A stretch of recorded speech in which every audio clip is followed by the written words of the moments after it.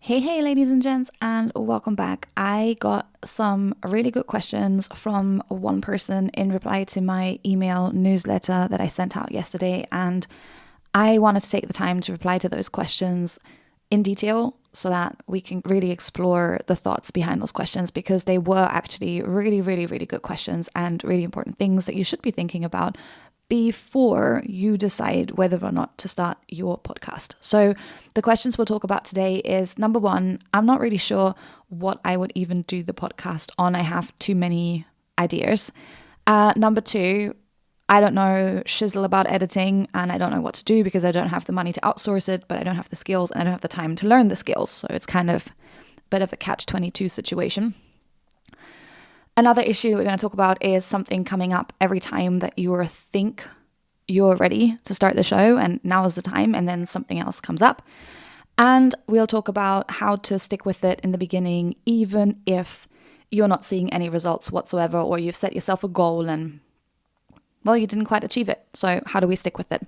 So those are the things that I want to go into today because there are some important considerations to make. Particularly, they show some insight into the person's character and into the things that they've tried in the past and what has worked for them and what hasn't worked for them. And it also shows that they're trying to be realistic about what it is that they're trying to do so that they don't overload themselves. And I think that that's a really important thing. So let's go into those questions one by one. And I hope, I know that they'll be useful for more than one person because this isn't the first time that I'm hearing it. It was just a very cohesive, thought pattern coming up. So you have too many ideas. You're not really sure what you should do the podcast on. Super common problem. Like there's a gazillion people that I come across online all the time that say, I have so many ideas, I don't even know where to start. Now, the thing is, if you ask a builder, well, do I need the hammer or the screwdriver? What is the builder going to tell you? The builder is going to ask you what the heck it is that you're trying to actually do. So that's the same for me. I'm very much like an end result outcome based person, and I tend to think about the end result that I want to get out of it. And then once I've thought about the end result, I will think about the steps that I need to take to kind of take me in that direction. So I don't ever advocate having a podcast for the sake of having a podcast unless it's something that you're doing as a hobby and you're just wanting to put hours upon hours into something without getting anything out of it. That's fine. If it's just fun and it's just a hobby that you have, that's perfectly cool, but that's not who I mostly speak to. So the people that I do speak to, they do have an end result that they want. They might have an existing business and they want more clients for an existing business. So if that's what you're trying to do and your existing business is that let's pick a really boring business. You go and you clean fish tanks. I'm just randomly thinking back to this guy that used to come to our daycare business that had a massive fish tank once a week and he would come and clean it. So you have a fish tank cleaning business. You need more clients for that business. Well, you better not start a podcast on, how to care for your cow because you don't do anything with cows, you deal with fish tanks, right? So what you're going to do your podcast on is immediately determined by what the end result that you're trying to get from this activity is, which is I want to get more clients for my business. If you want to have a podcast that becomes a business, that takes a lot of time and it takes a lot of effort. So that had better be something that you are so passionate about that you will endlessly produce content on that specific topic without needing a break, without anything. Just because you're happy to talk about this thing. Like, let's say you are really into, what's my standard example for that? You're really into Star Wars. You've watched the movies a gazillion times. You'd watch them every weekend. Every time you meet someone, the first thing you find out about them is if they also like Star Wars or not. And it's just something that you love so much and you want that to become a business. So then that is obviously what your podcast is going to be about. Or maybe you want to start a completely new thing and you just want to focus on turning that thing into a business and it isn't even really passion related. So then you're going to need to be quite specific on the topics that you're going to cover because it has to be something that enough people will be interested in that you are able to promote and get listeners for fast so that you can actually start earning money from it. And it's also going to have to be something where you have some amount of knowledge in that area. So think about the big picture and then work your way backwards from there. And then the podcast topic will kind of become clear once you know where you're actually trying to go with that. So if this person was to, just have the podcast to promote their existing business, the topic would be very clear to me. So it's obvious that they're kind of multi-passionate and they have other things going on that they're very interested in. But you have to be realistic about the amount of time that you have to spend on all those things. Like, I would love, personally, me to know about 1 million different things that have nothing to do with my work or my business just because I'm very interested. But the thing is, I have to be realistic with how many things I can make, I can do something with. And with a lot of them, sadly, I have to say, well, I'm going to need to shelve that because it's not really realistic for me to try and do this thing as well. Okay. So I just think of life in general. Where am I trying to go with that? And what can I talk about to help me to get into that direction? Now, the next thing that came out was the whole editing thing. And this is something that I hear an awful lot. So it's usually a question of how do you balance the budget that you have with the skills that you have and the time that you have available and the amount of effort you're willing to put into it. So with everything in life, you are most likely either going to pay for something with time or with money, because if you don't have the money, you're going to need to invest the time. And if you don't have the time, well, then you're going to need to pay for someone else to get it done. It's just kind of, one of those things. But when it comes to podcasting, I'm just going to tell you that actually, well, if you're going to take this approach, you have two options, right? You could say, to throw it all away, you could say, okay, like, screw it. I am not going to do a podcast because I have neither the time nor the money, so I can't have a podcast. Or you can throw away that thinking completely and you can just pick a format for your podcast where you limit the amount of editing that you're going to be doing because you just don't want to invest the time and you don't have the money. So you're going to be a little bit forward thinking with the type of podcast you're going to pick and with how you're going to be recording it and all of those good things. So what do I mean by that? Thing number one, probably you're not going to want to have an interview podcast. Because whenever you have an interview podcast, there are a gazillion uncontrollable things in the guest's environment, in your environment. The guest doesn't know how to speak. The guest has to impromptu come up with ideas and things like that, and they're not very good at it. So there's all these things that could completely throw you off if you have a guest on the show. So don't have a guest on the show. Thing number one.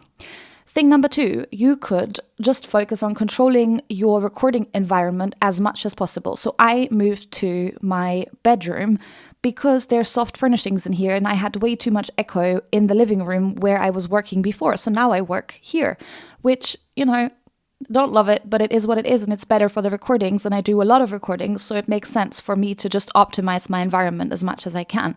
So here I am now, controlling my recording environment. I bought a different mic because the one that I had before wasn't particularly suitable to the environment that I'm recording in. So I replaced that with this mic. And that has improved the amount of work that we need to do on the podcast, like, hugely, because there's less echo that needs to be removed. So there's less skills that you need, less time you have to invest, etc. Right? So control your recording environment. The next thing that helps me a lot is if I literally write a full script. So for this video, I don't have a full script. I'm cool with it. I'm going to repurpose it in multiple different places and I don't actually care about it, So I am not going to write a full script, but this also isn't the podcast. When it comes to me, I'm a person that says like and so like a million times. And particularly when I'm tired, it doesn't come as easily to me to speak in full cohesive sentences. And now I have to remember that one of the services that we offer is podcast editing. So I can't put out a podcast that's not edited properly. It kind of goes against what we're doing.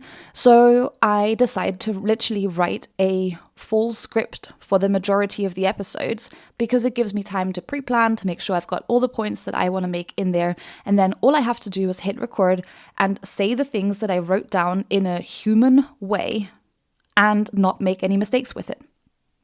So if you've controlled the environment and you've controlled very precisely what you're saying, and then you have some recording hygiene, so when you make a mistake, you take a breath and you just go back to the beginning of the sentence and you say it again. So that makes it super easy for you to actually be able to cut out the mistakes that you're making without needing a huge amount of skills. So then you can use a service like Descript or something like that that just butchers out your, the things that you delete from the transcript. And that's it, Or you can make it a completely different show format where you basically record it in an environment with the intention to, with the intention for the end product to be, on the fly. So you could say, hey, I'm going to do a weekly podcast that's called, email marketing in the car, email marketing on the hike. It's going to be podcasting, whatever, Yeah, podcasting hikes. Why not? So let's say you take a weekly walk every Friday in the park. And what you're going to do is you're going to plug in a mic. You're going to make sure that you're protected from wind, that there's nothing rubbing against the mic so that you're not making it more crap than it would be quality-wise.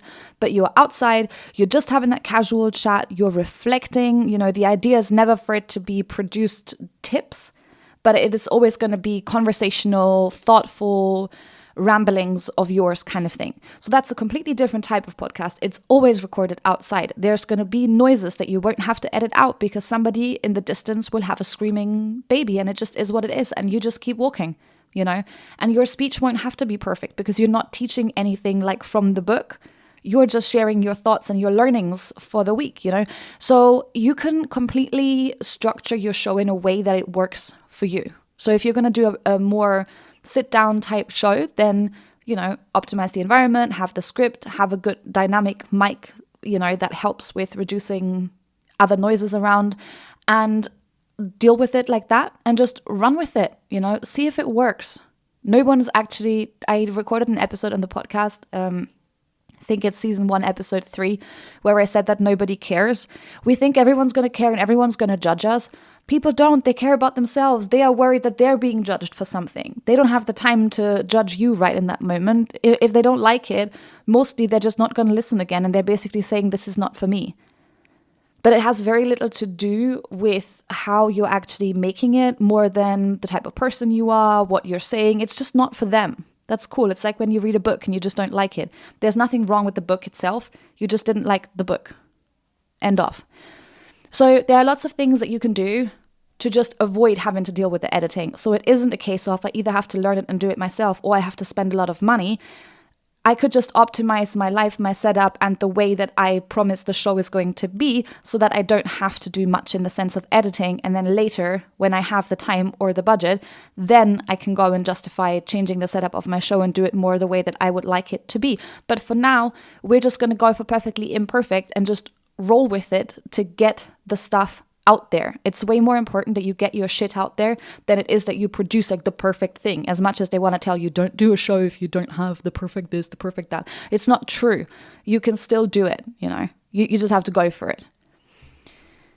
The next thing that came up is that something comes up every single time that I'm ready. Now, if one of your clients comes to you and they say, oh, well, I really want to do this thing that, I'm paying you to help me with, or the thing that I said I was going to do, but, life just gets in the way all the time. What would you tell your clients?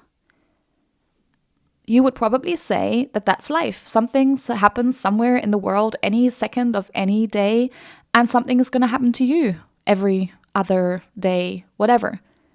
If you say that to your personal trainer, what are they going to say? They're going to say, what are your priorities in life? Is you having to drive grandma to the hospital more important than you being fit and healthy so that you're actually still alive so you can drive grandma to the hospital? What's more important? If you say that to your business coach, they'll ask you, well, do you want a business or not? Because if you do want it, you're going to have to show up for it. If you say that to me, then I'll tell you, well, do you want X results that you defined in step 1? You said, I want to build an audience. I want to be known for this thing. Well, do you want to be known for that thing, or you don't want to be known for that thing? You want to be known for it? Guess what? You have to show up. So for me, it's very much not about having a podcast or not having a podcast. None of the things, yes, we talk about podcasts, but none of the things that we say here are exclusively applicable to podcasts. I'm not telling you you have to have a podcast. You can't be successful if you don't have a podcast. But yes, you can be successful whether you have a podcast or not. You can be successful whether you do video or not. You can be successful whether you write or not. You know, you can make it one way or another. The podcast is just a vehicle for you to get to the results. And I always say, don't do a podcast if you don't like it. If you don't like podcasting, don't do it. Great. Happy. So whether you podcast or write or you do video, if you constantly make excuses for showing up for your people are not going to show up for you. So think about that. Also, something that people seem to think a lot that I suggest basically is that you would do a podcast in addition to all of the things that you're already doing right now. So of course, if your plate is already at 120% full, then adding a podcast and making it 150% full is not going to work for you. However, I don't believe that your plate should be 120% full in the first place. I'm more in the camp of look at all of the things that make up the 120% and screw 80% of those things, because if you really closely look at 80% of the things that you spend all of your time on, they are realistically not getting you any results anyways. And I'm telling you to scrap the 80% of the shit that's not doing anything for you and just do the podcast instead. So I don't advocate for you being on all the social media platforms, building an email list, maintaining your website, writing long form SEO, blog posts that are optimized, having a YouTube channel, doing a podcast and having a life and having a family and not getting, divorced because you are never available. Like, that's not what I advocate. I say, if you're going to do a podcast, you're going to focus on creating just one piece of long form content, and that one piece of long form content is your podcast. Leave the rest. Or do it how I do it. They'll be like right now, season 1, 2, 3, until the end of season 4, for sure. I'm doing 2 podcast episodes per week, every week.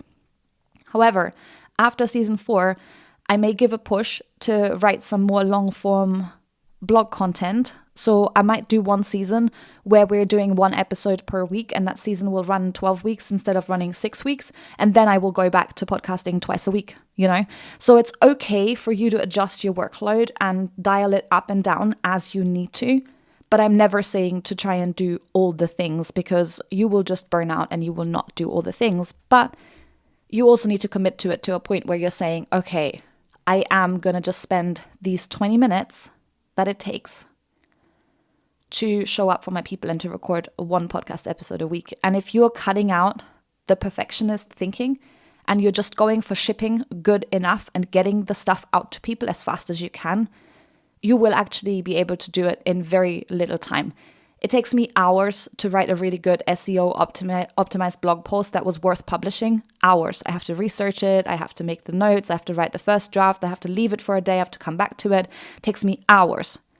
I am way faster producing podcast episodes than I am writing blog posts. Just is what it is. Okay, and the last question that I want to answer is, how do you stick with it when in the beginning there's no results? Again, I'm going to ask you, what would your personal trainer say? So you're going to the gym. You've been going to the gym for 1 month and you're not really seeing huge results yet.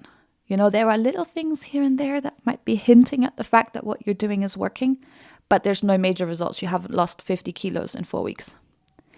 What would your business coach say if you've had your business for 4 weeks and you haven't gotten any clients yet? So have you seen the graphic with the 2 guys digging for diamonds or something? And the one guy is like this far away from the diamonds and he's given up, he's burnt, he's turning around, he's walking away. And the top guy, he's going hard at it and he's going to get there. And the other one was this close and he turned around. I think it kind of really is like that. You do have to stick with it for a good while. Yes, you have to initially test and you have to make sure that it's working and that people kind of are responding to it.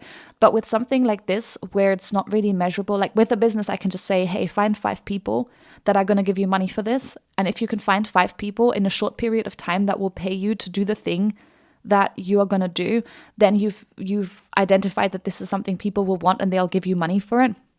But with the podcast, because it's content, it doesn't really work like that. So to me, I decided to do at least 100 episodes. And if after 100 episodes, I have no listeners, nobody likes it, nobody said that this is useful for them, I'm going to stop, right? So I committed to sticking it out for a while. And 100 episodes, if I was doing 1 a week, That could be 2 years of podcasting that I have decided to commit to.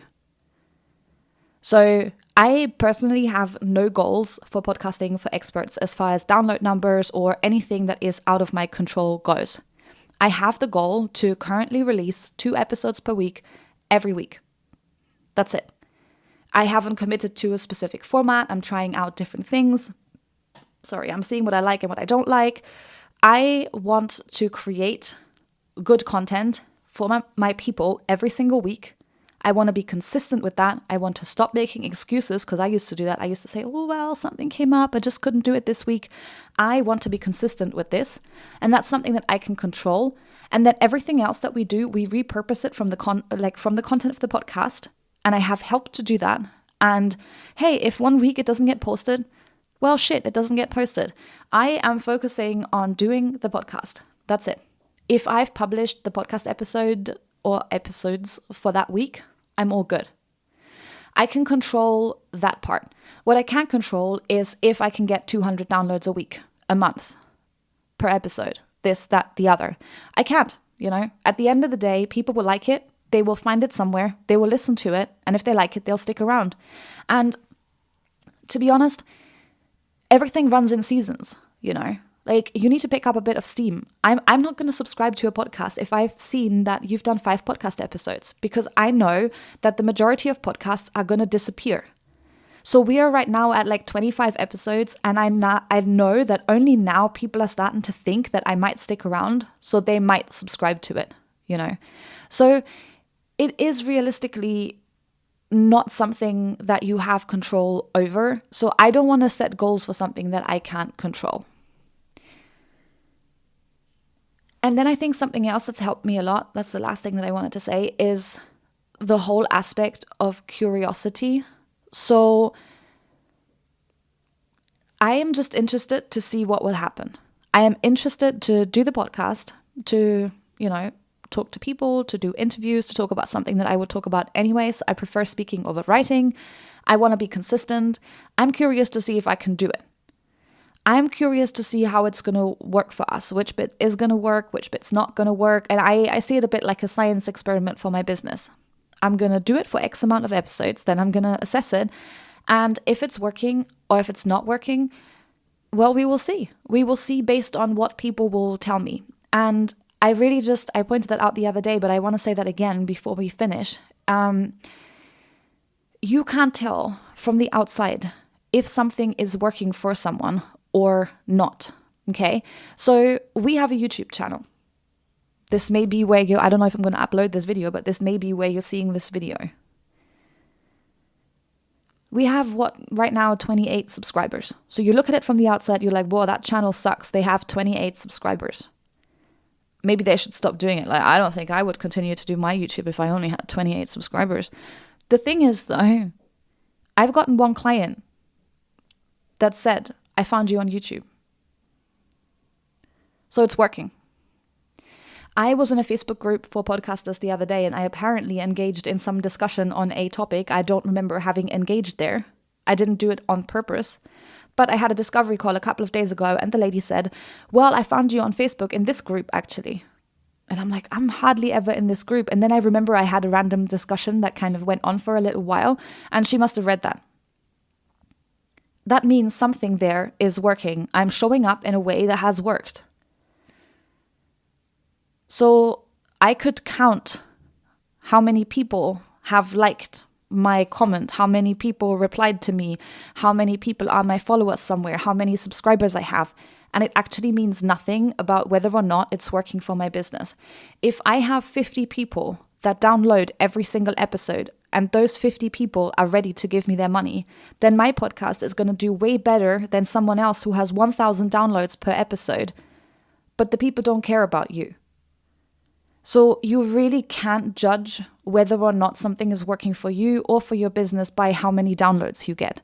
You want to actually have some kind of measurable result that sort of can be attributed to your marketing methods that you're using. And I know that it's not always going to be 100% accurate, but you can sure have an idea. And that means that something is working, and that's how you make your decisions, not by random numbers that someone picked that are not even accurate anyways, because those download numbers really aren't accurate. Okay, that's it for me. Let me know if you thought that answering these questions was helpful. If you have any questions, you can submit them to us via email. You can find our email address on the website. We have a contact form. You can send it that way. If you're not on our newsletter, go to pristinepodcast.com and you will find newsletter forms plastered all over the website. Use any of them and you will end up in the newsletter. And you're going to get at least one, if not 2 emails per week with actual podcasting related content. So go sign up. And then you can always hit reply to those emails and you can ask all your questions that way as well. And how do I always say? I hope you have an amazing day and I will see you for the next one.